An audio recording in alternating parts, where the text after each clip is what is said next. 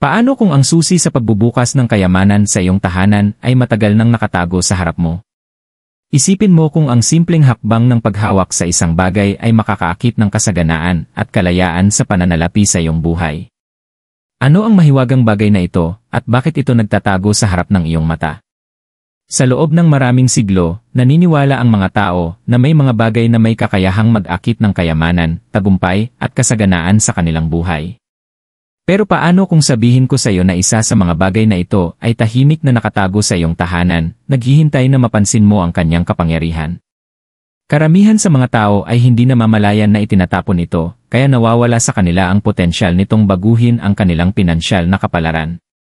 Sa video na ito, ipapakita namin ang lihim ng simpleng bagay na ito, ngunit makapangyarihan, at paano ang pag-ingat nito sa iyong tahanan ay maaaring magbago ng iyong pinansyal na enerhiya magpakailanman. Handa ka na bang matutunan ang sinaunang karunungan na maaaring magbukas ng kayamanang nararapat sa iyo? Ang kapangyarihan ng enerhiya at kasaganaan. Ang lahat ng bagay sa paligid natin ay may enerhiya, mga bagay, tao, pati na ang hangin na ating nilalanghap. Sa maraming espiritual na pagsasanay, pinaniniwalaan na ang enerhiya na ipinapalibot mo sa iyong sarili ay may direktang epekto sa kasaganaan na iyong naakit. Ang enerhiya na inilalabas mo sa mundo ay ibinabalik sa iyo sa pamamagitan ng mga pagkakataon, kayamanan at tagumpay. Dito pumapasok ang konsepto ng Feng Shui o iba pang mga ritual ng paglilinis ng enerhiya. Ang Feng Shui, isang sinaunang kasanayan ng mga Tsino, ay nagtuturo sa atin na ang pagkakaayos ng mga bagay sa ating tahanan ay makakalikha ng isang harmonyosong kapaligiran na umaakit ng positibong enerhiya. Ayon sa kasanayang ito, may mga partikular na bagay na may mga natatanging katangian ng enerhiya na maaaring makaapekto sa daloy ng kayamanan at kasaganaan. Pero paano ito naiugnay sa iyong araw-araw na buhay? Madali lang, ang mga bagay na itinatago mo sa iyong tahanan, kung paano mo sila pinapahalagahan, at kung saan mo sila inilalagay ay maaaring magpataas o magbawas ng iyong enerhiya. Halimbawa, ang isang bagay tulad ng isang maswerteng barya, isang simbolo ng kasaganaan, o pati na ang isang jade plant ay hindi lamang isang pandekorasyon na item.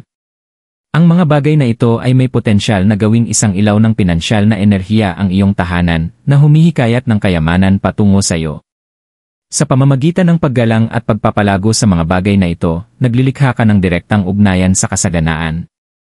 Ngayon, baka nagtataka ka, bakit nga ba mahalaga ang enerhiya? Ang katotohanan ay, ang ating enerhiya at pananaw ay malapit na konektado sa ating pinansyal na realidad.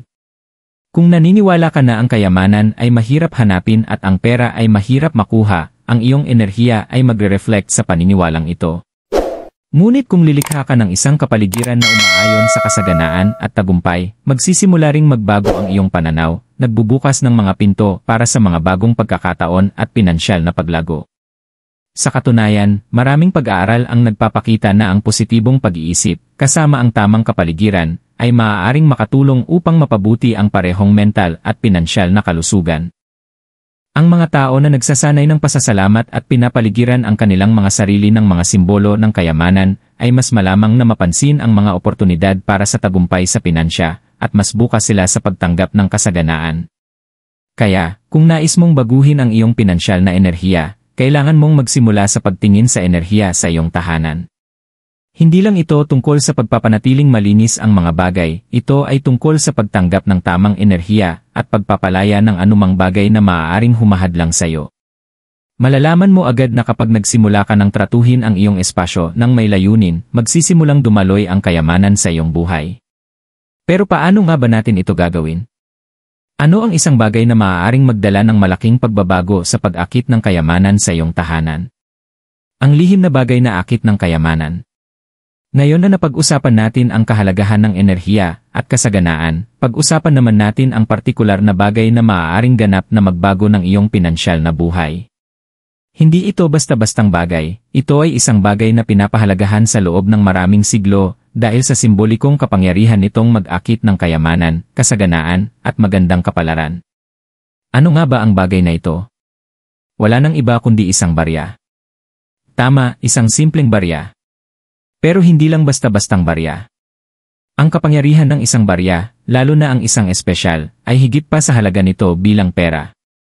Sa iba't ibang kultura at espiritual na pagsasanay, ang mga barya ay itinuturing na mga simbolo ng kayamanan, kasaganaan, at banal na pabor. Ang barya ay may enerhiya na kumakatawan sa potensyal at mga pagkakataon, mga bagay na kailangan mo upang maakit ang mas maraming pera sa iyong buhay. Baka iniisip mo, pero barya lang naman yon. Paano nito maaakit ang kayamanan? Ang sagot ay nasa simbolismo ng barya. Ang mga barya ay ginagamit sa loob ng maraming siglo bilang mga alay sa mga Diyos sa iba't ibang kultura na pinaniniwala ang nagdadala ng swerte, biyaya, at tagumpay sa pinansyal. Sa sinaunang Gresya, ang mga barya ay kadalasang inilalagay sa mga libingan ng mga ninuno bilang isang alay na kumakatawan sa daloy ng kasaganaan mula sa espiritual na mundo patungo sa materyal na mundo. Sa China, ang mga barya ay karaniwang tinatalian ng pulang sinulid at inilalagay sa bahay upang mag-akit ng magandang kapalaran. Ngunit hindi lang ang barya mismo, ito ay tungkol sa kung paano mo ito tatratuhin at kung saan mo ito ilalagay. Ang isang barya, kapag itinatago ng may layunin, ay nagiging isang makapangyarihang kasangkapan upang mag-anyaya ng kayamanan sa iyong tahanan. Kinakatawan nito ang simula ng isang bagong siklo, isang siklo kung saan ang pinansyal na kasaganaan ay hindi lamang posible, kundi tiyak na mangyayari. Narito ang lihim, ang barya ay hindi lang para sa pag-impok o paggastos. Ito ay para sa paglikha ng isang enerhetikong koneksyon sa kasaganaan. Upang tunay na ma-activate ang kapangyarihan nito, kailangan mong hawakan ang barya na may pasasalamat. Dapat mong kilalanin na ito ay kumakatawan sa iyong potensyal na mag-akit ng mga biyayang pinansyal. Ito ay isang kasanayan na binibigyang diin sa maraming ritual ng pag-akit ng kayamanan, ang paggalang sa bagay na kumakatawan sa kayamanan. Kaya, ano ang pinakamainam na paraan upang gamitin ang barya upang makaakit ng kayamanan sa iyong buhay? Ang unang hakbang ay ang maghanap ng barya na may koneksyon sa iyo. Hindi kailangang rere o mahal, kailangan lang ay magbigay ito ng espesyal na pakiramdam.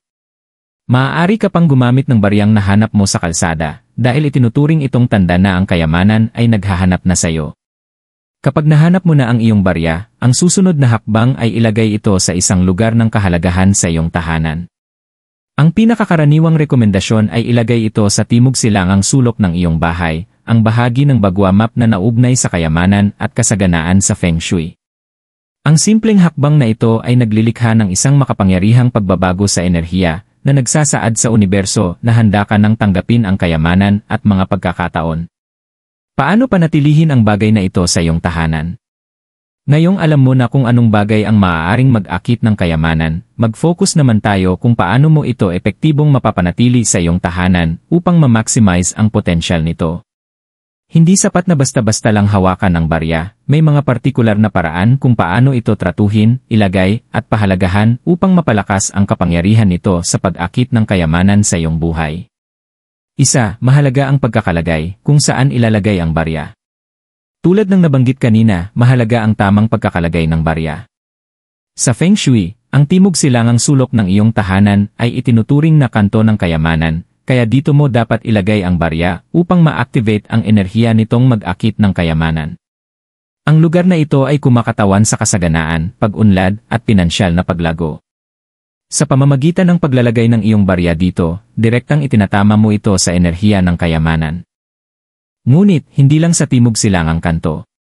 Kung nakakaramdam ka ng espesyal na koneksyon sa isang partikular na bahagi ng iyong tahanan, tulad ng malapit sa iyong pintuan o sa iyong sala, ilagay ang barya kung saan ito pinakaakma sa iyong mga layunin. Ang enerhiya ng barya ay makikipagtulungan sa kapaligiran kung saan ito ilalagay, kaya't magtiwala sa iyong intuisyon sa pagpili ng lugar na pinakamainam. 2. Paglilinis at pag-charge ng barya.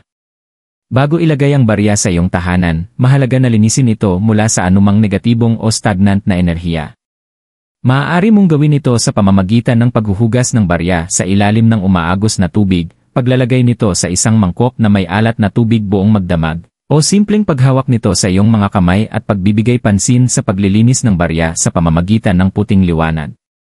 Pagkatapos malinis, kailangan mong i-charge ang barya gamit ang iyong partikular na layunin sa pinansyal na aspeto. Hawakan ang barya sa iyong mga kamay at mag-focus sa kung ano ang nais mong ipakita, kung ito man ay bagong trabaho, kalayaan sa pananalapi, o bagong negosyo. I-visualize mo ang iyong sarili na tumatanggap ng kayamanan at tagumpay, at hawakan ang vision na iyon habang hawak ang barya. Ang mas malinaw at mas focused na iyong mga layunin, mas malakas ang enerhetikong koneksyon sa barya. 3. Gumawa ng ritual sa barya. Upang higit pang mapalakas ang enerhiya ng barya, maaari kang gumawa ng maliit na ritual sa paligid nito. Maaaring kasing simple ng paghawak sa barya tuwing umaga at pagbigkas ng affirmations ng kayamanan, tulad ng "Ako ay bukas sa pagtanggap ng kasaganaan sa lahat ng anyo" o "Ang pera ay dumadaloy sa akin ng madali at sagana." Maaari mo ring sindihan ang isang kandila malapit sa barya upang simbolo ng pagpapaliwanag ng iyong daan patungo sa pinansyal na kasaganaan. Ang pagkilos ng pagsindi ng kandila ay nagdadala ng pakiramdam ng ritual at pangako, at ang simpleng aksyon na ito ay makakatulong na mapalakas ang bisa ng iyong mga layunin. 4. Paggalang at pasasalamat. Isa sa pinakamahalagang aspeto ng pagpapanatili ng barya ay ang pagpapakita ng paggalang at pasasalamat. Kapag tinitingnan mo ang barya, kilalanin ang simbolikong kapangyarihan nito at ipakita ang pagpapahalaga sa papel na ginagampanan nito sa iyong pinansyal na paglalakbay. Sa maraming praktis ng pag-akit ng kayamanan, ang pagpapakita ng pasasalamat ay susi sa pagpapagana ng daloy ng kasaganaan. Kaya tuwing makikita mo ang barya, maglaan ng ilang sandali upang magpasalamat sa kayamanang papalapit na sa iyo. 5. Huwag itago o ilipat ng madalas. Habang maaari mong linisin at i-charge ang barya, iwasan ang paglipat-lipat nito ng madalas. Habang mas madalas mo itong ilipat, ang enerhiya nito ay nagiging mas mahina at nawawala ang pagka-grounded nito sa iyong tahanan. Maghanap ng lugar na nararamdaman mong tama at iwanan ang barya doon upang i-anchor ang enerhiya ng kayamanan. Magtiwala na kapag nailagay ito ng may layunin, ang barya ay gagana sa likod ng mga pangyayari upang mag-akit ng kasaganaan. Ang agham sa likod ng pag-akit ng kayamanan. Habang ang mga espiritual na kasanayan at ritual ay may mahalagang papel sa pag-akit ng kayamanan, mayroon ding mas malalim na pang-agham na pag-unawa kung paano ang enerhiya at kaisipan ay nakakaapekto sa ating tagumpay sa pinansya. Hindi lang ito tungkol sa paniniwala na ang isang barya ay magdadala ng kayamanan sa iyong tahanan, ito ay tungkol sa pag-unawa sa mga psikolohikal at enerhetikong prinsipyo na gumagabay sa atin patungo sa kasaganaan. 1. Ang batas ng atraksyon, pagmanifest ng pamamagitan ng pag-isip. Isa sa mga pinakakilalang prinsipyo sa likod ng pag-akit ng kayamanan ay ang batas ng atraksyon. Ayon sa universal na batas na ito, ang tulad ay umaakit ng tulad, ibig sabihin, ang enerhiya na inilalabas mo sa mundo ay magbabalik sa iyo sa katulad na anyo. Kung patuloy kang magfo-focus sa kakulangan, nag-aalala tungkol sa pera, o nagtataglay ng negatibong paniniwala tungkol sa iyong pinansyal na sitwasyon, malamang ay mag-akit ka pa ng mas maraming pareho. Gayunpaman, kapag binago mo ang iyong focus sa kasaganaan, pagkakataon, at pag-unlad, ang iyong enerhiya ay mag-aalin sa mga frequency na ito. Habang mas nagfo-focus ka sa kayamanan, mas marami kang ino-open na mga oportunidad at aksyon na umaayon sa pinansyal na paglago. Ang barya, kapag itinuring ng may respeto at inilagay ng may layunin, ay nagsisilbing isang paalala ng positibong focus na ito. Para itong isang pisikal na anchor para sa iyong mga pinansyal na aspirasyon, na nagsasabi sa iyo na ang kayamanan ay posible at nasa loob ng iyong abot kamay. 2. Ang kapangyarihan ng positibong pag-iisip at kaisipan. Ang paraan ng pag-iisip mo tungkol sa pera at kayamanan ay may malaking epekto sa realidad na iyong nararanasan. Ipinapakita ng mga pag-aaral na ang mga individual na may positibong pananaw patungkol sa pera ay may mas mataas na tsansa na makapag-ipon ng mas maraming kayamanan sa paglipas ng panahon. Hindi ito isang pagkakataon lang. Ang iyong mga iniisip ay humuhubog sa iyong realidad. Kung haharapin mo ang buhay ng may pananaw ng kasaganaan, magsisimula kang gumawa ng mga desisyon na magdudulot ng higit pang kayamanan, maaaring sa pamamagitan ng matalinong mga pamumuhunan, paghahanap ng bagong mga pinagkukunan ng kita, o pagiging bukas lamang sa mga pagkakataon. Sa pamamagitan ng paglalagay ng barya sa iyong tahanan, hindi ka lang umaasa sa espiritual na mga kasanayan, ikaw ay nagsasagawa rin ng isang psikolohikal na ehersisyo.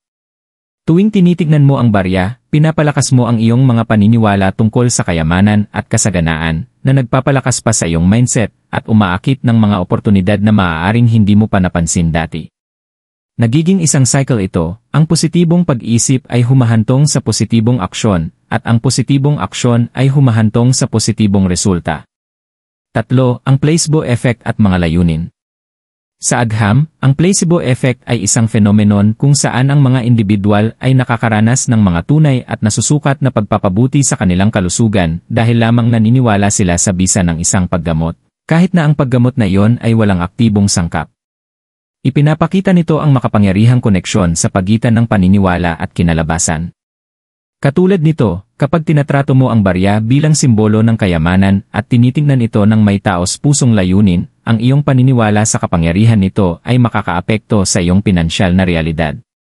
Ang paniniwala na ang barya ay umaakit ng kayamanan ay nagpapagana sa iyong subconscious na magbukas ng mga daan upang makamit mo ang iyong mga layunin, kung ito man ay paghahanap ng tamang mga oportunidad, pagiging nasa tamang lugar sa tamang oras, o pakikipagkita sa tamang mga tao. Ang iyong paniniwala sa barya ay kasing lakas ng anumang pisikal na kasangkapan. Ito ay nagsiset ng yugto para sa pinansyal na paglago. 4. Neuroplasticity, pagbabago ng iyong utak upang makaakit ng kayamanan. Ang neuroplasticity ay tumutukoy sa kakayahan ng utak na muling ayusin ang sarili nito sa pamamagitan ng pagbuo ng mga bagong neural connections. Ang kakayahang ito ay nagpapahintulot sa iyong baguhin ang iyong mindset at mga pag-ugali sa pamamagitan ng sadyang pagsasanay ng mga bagong pattern ng pag-isip. Kapag paulit-ulit mong pinifocus ang iyong sarili sa kasaganaan at kayamanan, nagsisimula mong baguhin ang iyong utak upang makilala ang mga oportunidad na maaaring dati mong hindi napansin. Sa pamamagitan ng paggamit ng barya bilang kasangkapan para sa manifestasyon, ikaw ay aktibong kumikilos upang baguhin ang iyong utak para sa kayamanan. Tuwing tinitignan mo ang barya, pinapalakas ang iyong kasaganaan, at inilalagay ito ng may layunin, nagpapadala ka ng mga signal sa iyong utak na ikaw ay may kakayahang tumanggap ng kayamanan. Ang aksyon na ito ay nagpapalitaw ng mga bagong pag-isip na umaayon sa iyong mga layunin, na tumutulong sa iyo na magbago mula sa scarcity mindset patungo sa mindset ng kasaganaan. Mga kwento sa tunay na buhay at mga testimonyo. Ngayong napag-usapan na natin ang agham at enerhiya sa likod ng pag-akit ng kayamanan, panahon na upang tingnan ang mga tunay na kwento ng mga tao na gumamit ng makapangyarihang kasanayang ito upang magmanifest ng kasaganaan at pinansyal na tagumpay. Ang katotohanan ay, ang kapangyarihan ng layunin, kapag pinagsama sa tamang mga kasangkapan, tulad ng barya, ay naging epektibo para sa maraming individual na dati ay nahihirapan sa pinansya. Narito ang ilang mga kwento na nagpapakita kung gaano kalaki ang epekto ng kasanayang ito. 1. Ang kwento ni Maria, mula sa pagsubok hanggang sa pagtagumpay. Si Maria, isang 52 taong gulang na may-ari ng maliit na negosyo mula sa Quezon City, ay nahirapan upang matustusan ang pangangailangan ng kanyang pamilya. Kahit na nagtatrabaho siya ng matagal na oras, nahirapan pa rin siyang umasenso sa pinansya. Isang araw, sinabi ng kaibigan niya sa kanya ang tungkol sa paggamit ng barya upang magmanifest ng kayamanan. Bagamat nagduda, nagdesisyon si Maria na subukan ito. Nakakita siya ng isang lumang barya na ipinasan mula sa kanyang mga ninuno at inilagay ito sa timog silangang sulok ng kanyang bahay, ayon sa rekomendasyon. Tuwing umaga, hawak niya ang barya, ini-visualize ang paglago ng kanyang negosyo, at inuusal ang ang kayamanan ay dumadaloy sa akin ng walang kahirap-hirap. Pagkatapos ng ilang linggo, napansin ni Maria ang malalaking pagbabago. Ang negosyo niya ay nagsimulang makakuha ng mas maraming customer, at nakatanggap siya ng isang hindi inaasahang alok ng pautang na may napakagandang kondisyon, isang bagay na ilang beses na niyang tinangka ngunit lagi siyang tinatanggihan. Naniniwala si Maria na ang barya, kasama ang kanyang bagong pananaw, ang naging sanhi ng pagbabago ng kanyang pinansyal na sitwasyon. Ngayon, siya ay lumalago, at ang negosyo niya ay patuloy na umuunlad habang ang mga alalahanin sa pinansya ay wala na. 2. Ang pagbabago ni Mark sa pinansyal na aspeto. Si Mark, isang 38 taong gulang na guro mula sa Davao, ay laging nasa estado ng pinansyal na stress. Mayroon siyang steady na kita, ngunit palaging mas mataas ang kanyang gastusin kaysa sa kanyang kinikita. Isang gabi, naalala niya ang narinig niyang tungkol sa kapangyarihan ng barya sa pag-akit ng kayamanan at nagdesisyon na subukan ito. Inilagay niya ang isang barya na nahanap niya habang naglalakbay sa sulok ng kanyang sala at nagsimulang magsabi ng affirmation, "Inaakit ko ang kayamanan at kasaganaan sa aking buhay." Habang tumatagal, napansin ni Mark ang mga subtle na pagbabago sa kanyang buhay.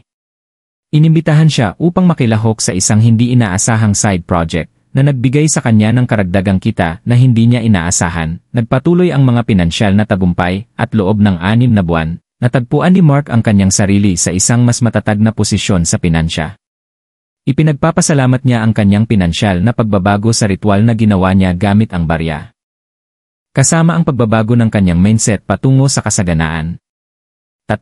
Ang kwento ni Sofia ng tagumpay.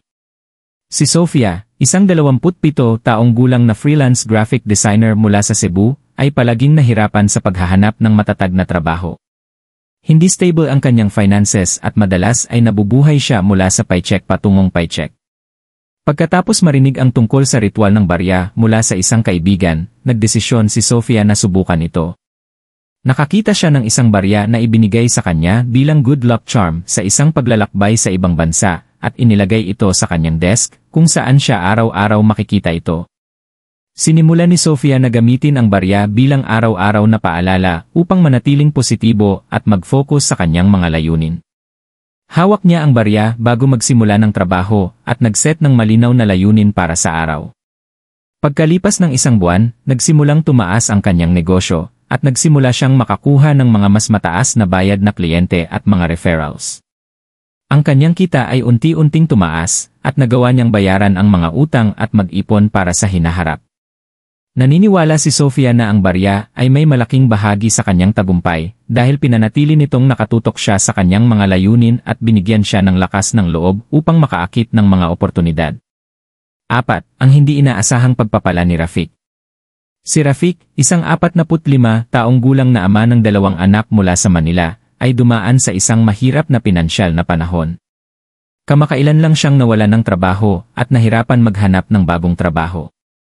Narinig niya ang tungkol sa ritual ng barya at naisip niyang hindi ito makakasama. Nakakita siya ng isang lumang barya mula sa kanyang kabataan at inilagay ito sa timog silangang sulok ng kanyang bahay. Nagsimula siyang magmeditasyon tuwing gabi na nakafocus sa kanyang layunin na makahanap ng bagong trabaho.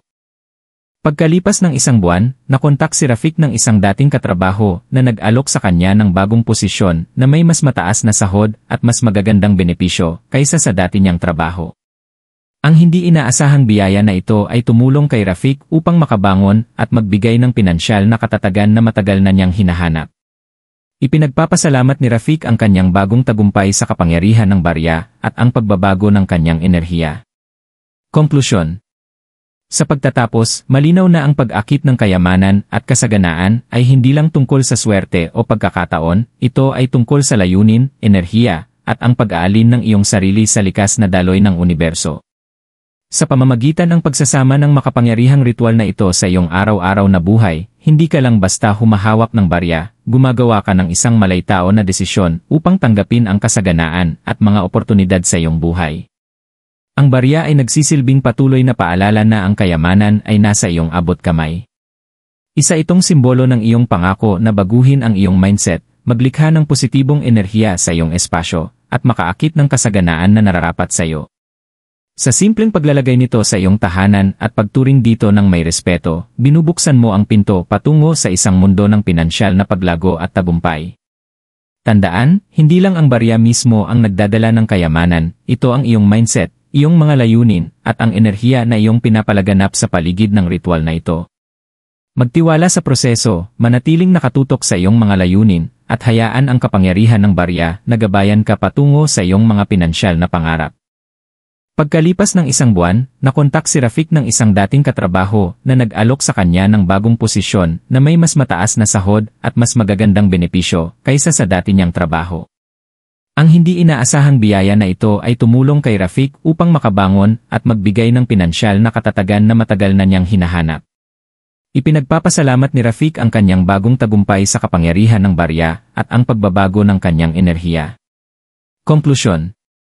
Sa pagtatapos, malinaw na ang pag-akit ng kayamanan at kasaganaan ay hindi lang tungkol sa swerte o pagkakataon, ito ay tungkol sa layunin, enerhiya, at ang pag-aalin ng iyong sarili sa likas na daloy ng universo. Sa pamamagitan ng pagsasama ng makapangyarihang ritual na ito sa iyong araw-araw na buhay, hindi ka lang basta humahawak ng barya, gumagawa ka ng isang malaytao na desisyon upang tanggapin ang kasaganaan at mga oportunidad sa iyong buhay.